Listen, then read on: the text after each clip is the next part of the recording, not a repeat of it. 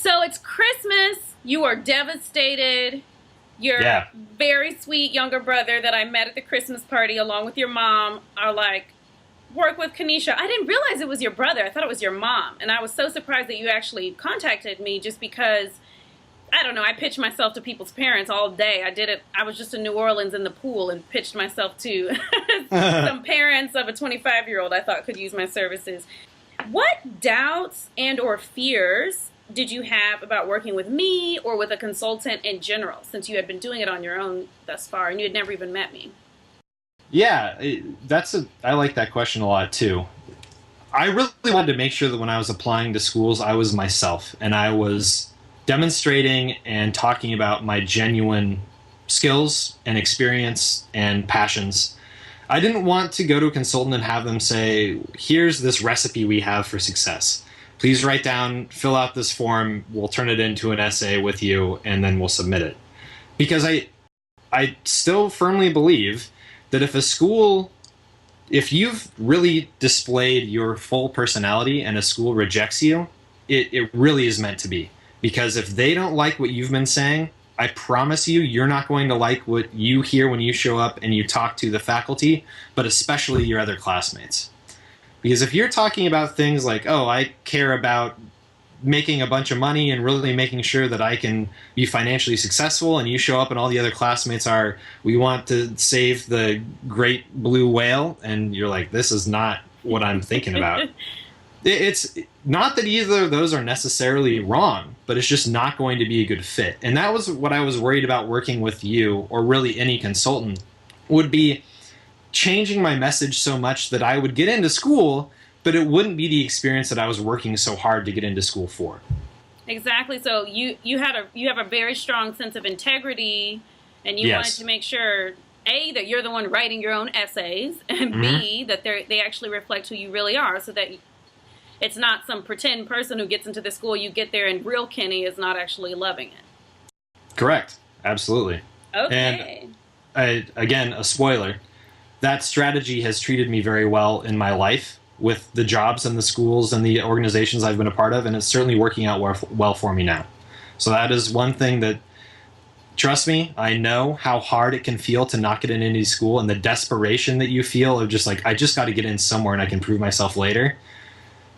I think the strategy has to be, how can I must not be explaining myself in my own entirety. I think that has to be the thought you have, not the, I just need to get in. I completely agree. The very woo-woo way that I say it to my clients is, don't think about, oh, I'm competing with every other person applying. You are competing with a lesser expressed version of yourself. Correct. You want to make sure that you are submitting the Technicolor version of Kenny, not the like sepia black and white version. Show your full self. So help people understand what happens when you work with a consultant, or particularly what your experience was like working with me. Like, just like you said, how it is almost impossible to understand what it's like to be a management consultant until you actually meet one. I think it is very hard for prospective clients to understand what is working with an admissions consultant. Kaneisha seems nice on camera, her blog seems cool, but like, what actually happens? What happened in your experience? Sure. Well, I'll tell my story and I'll point out some important things that happened along the way. So again, the holidays roll around, and I think we start working together, or we have our first meeting on like the 23rd or 22nd of December. So close to Christmas. Seriously, it was almost Christmas. And so we talked, and what we did is we went over for an hour. You went over my old essays, and you went over my old applications, and we talked about the things that I talked about through the interview, and you gave me very fast and very honest feedback, which was a theme of the entire time that we worked together. I really liked the fact that you were not afraid to say exactly what you thought should happen, and what needs to happen for me to adjust the things that I'm saying. That was the best part of working with you by far. So, I mean, if you're afraid of hearing criticism, a lot of things aren't for you, including getting feedback from an applications consultant, because that is their job, is to do that very quickly. You gave me some feedback and you said, I mean, within like 15 minutes of reading some of my essays, you said, you need to talk more about your emotions. You need to talk about more about your motivations, not just the numbers that you achieved, which again was an assumption that we talked about earlier that I was making, that because so many of these schools love to display their placement numbers and their average GMAT and their average GPA, I thought they really wanted to play the it's all about numbers game, which is not true. And all the schools out there, you guys got to change your websites so you don't portray that, because you have people like me fooled. I think they need a lot more video. They do. Recent admits, new students, talking about what does it feel like to be on campus? What did you feel like when you were applying? They love the infographics with all the numbers, which is fine, but then that makes people overemphasize their GPA and their GMAT, and that's what's going to get them in. Yep, I agree.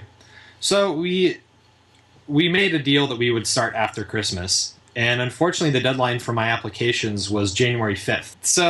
So it was a very short timeline. We started working on the 26th. I was writing an essay. I was trying to write 2 essays a day, which I kept to that schedule pretty closely, and I would send them to you. We had a Google Drive folder, and I dropped those off there.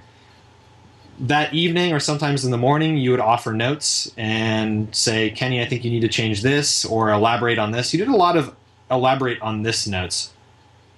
But you also did something very important, which is you said, if I put at least or at most twice the word count for any of the essays, you would offer me feedback about how to cut it back into the word count, which is very good. Because I was coming into this without knowing what was very important.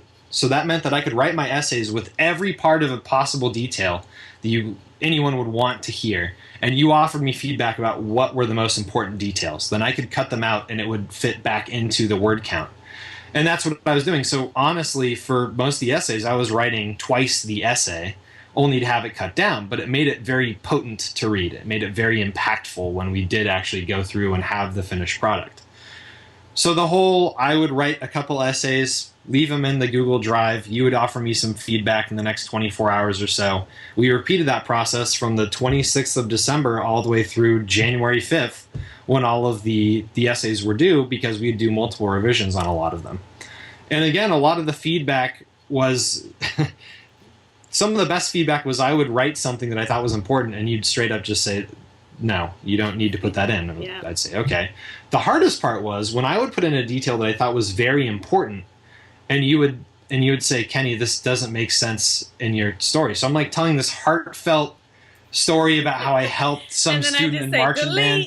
Yeah, and you're like, gone. And I'm like, oh my gosh. Again, and it's the same feeling as when you get rejected, right? As you pour out this story that is so meaningful to you, and whether it be because it's hard to relate to, or I didn't explain it well, it just doesn't fit in that story. But that's okay. And it's fine, because or I knew that if you, Kaneisha, had that thought of that passage, it's very likely that the admissions committee would have the same thought of what I wrote. So I was fine with it. I mean, we're trying to be effective communicators, like I said before. Yeah. And so oh, go ahead. Yeah, go ahead. Okay, fine. That section ends where a few hours before the deadline for my applications, we had all of the final drafts and we submitted it, and I was happy. I was actually really sick at the time too. So I was sick writing essays in an empty room in my house on my birthday.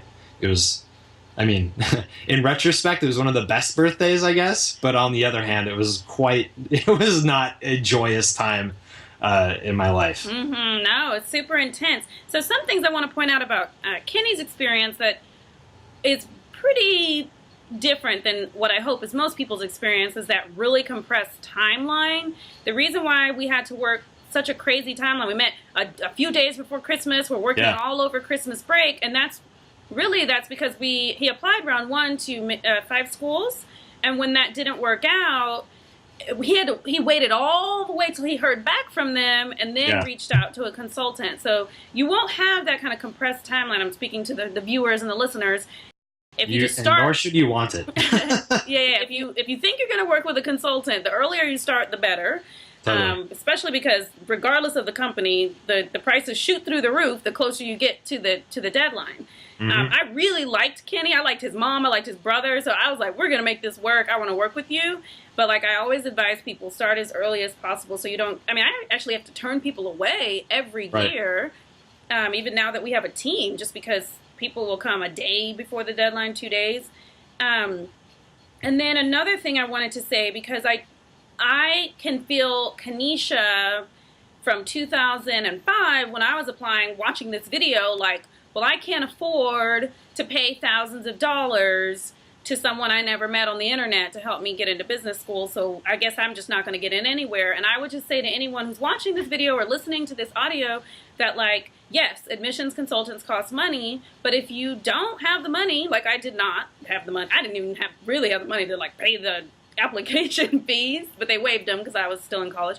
But take all this free information from this video, from my blog post, from the website, from Twitter, whatever, sift it through people you can trust. So if watching this video makes you feel like you can trust me, you can trust Kenny, sift that information and apply it yourself using the relationships that you do have. So I think one of the tools Kenny pointed out that's super important is that idea of writing double the word limit, then slimming it down. So many applicants, they strangle their essays by trying to fit in the word limit.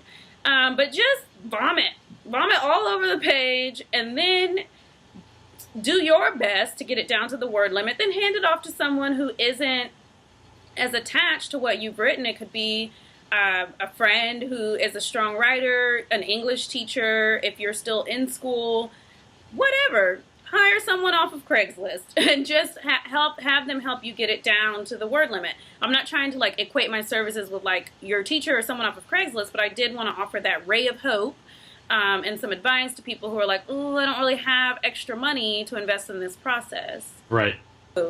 So do you have any last pieces of advice for aspiring MBAs, and then maybe just a little bit of sharing of just about Johnson and what it's like? This is you on campus in your dorm. Yeah. So advice to people, I actually put together a list of questions. I had one of your clients actually send me an email about my tips. And I sent her a bunch of questions that I think people really need to answer before, need is a strong word. I think people should really do some introspection before they start this process. And one of the questions, I'll see if I can remember them off the top of my head, but one of the questions that I think is very important for people to answer and really honestly respond to and understand is how much of you going into business school has to do with something you fear, and how much of you going into business school has to do with something you love.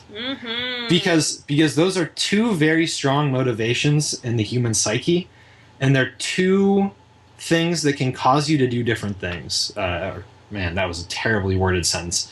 They're two different ideas that can cause you to make decisions in different ways. For example, I know one of my fears applying to school is I'm worried that when I retire in 30, 40 years or whatever, hopefully, that'd be sweet, I'm worried that I'll look back and say, I never got the opportunity to do something as cool as I knew I was capable of. Whether it be because I didn't have the skills, or I didn't take the time to develop the skills, I didn't have a job that put me in those positions, or I didn't know the people that would allow me to move to places where I could use those skills. I'm very afraid of not using all of my potential.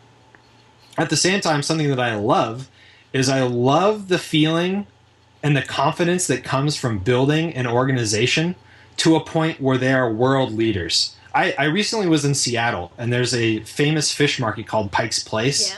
Yeah. And their big thing is they throw these fish from counter to counter as people order them. And people stand there and watch them. And I thought, this is when you know you have a legacy, is when you're doing something, anything, so well that people just want to show up to see how you do it. That is something that is a feeling that I've had before in my life, and I want to have again in my professional life, is the feeling of my organization, whatever it's doing, is so good. The people are coming just to see how the heck we're so good at things. That is something, I love that feeling, and I want to have it as much as I can. The reason those two questions are very important to the application process is because those those are really the questions a lot of these schools are going to be asking you through different routes. They're going to ask you, what do you want to do when you graduate? Or what kind of clubs do you want to join? Or tell about a time that you had to settle a dispute at work. Those all come back to what things are you afraid of and what things you want to avoid, and what things do you love and want to be more involved with and build more into your personality. So the answer to your question in a very direct way is spend a lot of time thinking about yourself, what decisions you've made, and why you've made them before you start the application process, because that will be something that comes up and you need to be very honest about in your applications if you want to be successful. Beautifully said. That is wonderful. Thank you so much for your time, Kenny. I had You're welcome. so much fun. I did too. I think this is going to help so many people, inspire so many people. I just feel a little afraid for you about all the emails you're going to get for the next 20 years. You can reach me, like always, at theartofapplying.com. I'm Kaneisha Grayson, and this has been a really fun and fantastic, inspiring, encouraging, and informative interview with Kenny Inabo, who's on a full ride and leadership fellowship at Cornell Johnson. Thank you, Kenny.